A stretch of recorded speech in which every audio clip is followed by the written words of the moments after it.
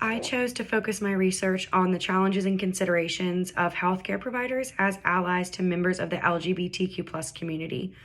I thought this prompt was really interesting, especially the word ally, and I wanted to see if there were pros and cons of patient or providers being allies to members of the LGBT community, and if it mattered if providers were allies, and if they acted out the true definition of an ally, does that give better quality care? It's important to note that research on treating LGBTQ plus patients is relatively limited because this is a newer topic in terms of healthcare.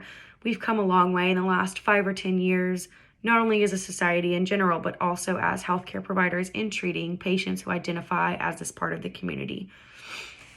So LGBTQ plus stands for lesbian, gay, bi, trans, questioning, and anything that falls within that realm and beyond. So that is millions of Americans, and that's a large subgroup of people. However, these people are still discriminated against and still represent a largely underrepresented group of people in healthcare.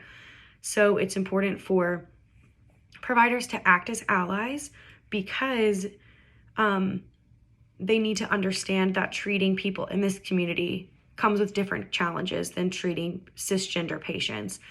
That could be things like gender reaffirming surgery or hormone replacement therapy, or even as simple as somebody wanting to be on birth control even though they're not sexually active with members of the opposite sex. So it is really important for, or a pro of being an ally is realizing that treating these patients comes with a different set of challenges that comes with treating straight identifying people. It's also important to act as an ally to patients because members of the community are less likely to seek out care than cisgender people. They're less likely to have health insurance. They present with higher rates of STIs, heart disease, diabetes, and knowing that your patients are already coming in to the situation with lower health equity and less equality is important for knowing how to treat them. So if providers act as allies, they can close some of the healthcare gaps and strive towards health equity for everyone and not just members of the community.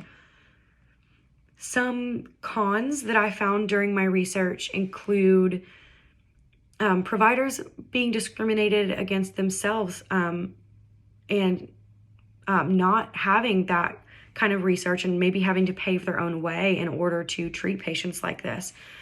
Acting as an ally could put them up for discrimination themselves.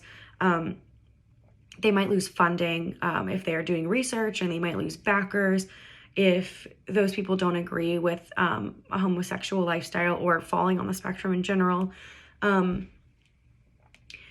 They might not get paid if a patient is unable to pay out of pocket, or if insurance won't cover things like gender affirming surgery. There's a lot to consider as a con, but I think the pros certainly outweigh that. And I think a great way for providers to become better allies to the community is education. If providers are educated on just a simple basis as far as terms that they might not have been aware of that are associated with LGBTQ patients, gender identities, at least being a little bit educated can go a long way in helping the LGBT community as a whole as far as healthcare goes. We've made a lot of strides in the last 5 or 10 years as far as education and research and treating LGBTQ plus patients goes.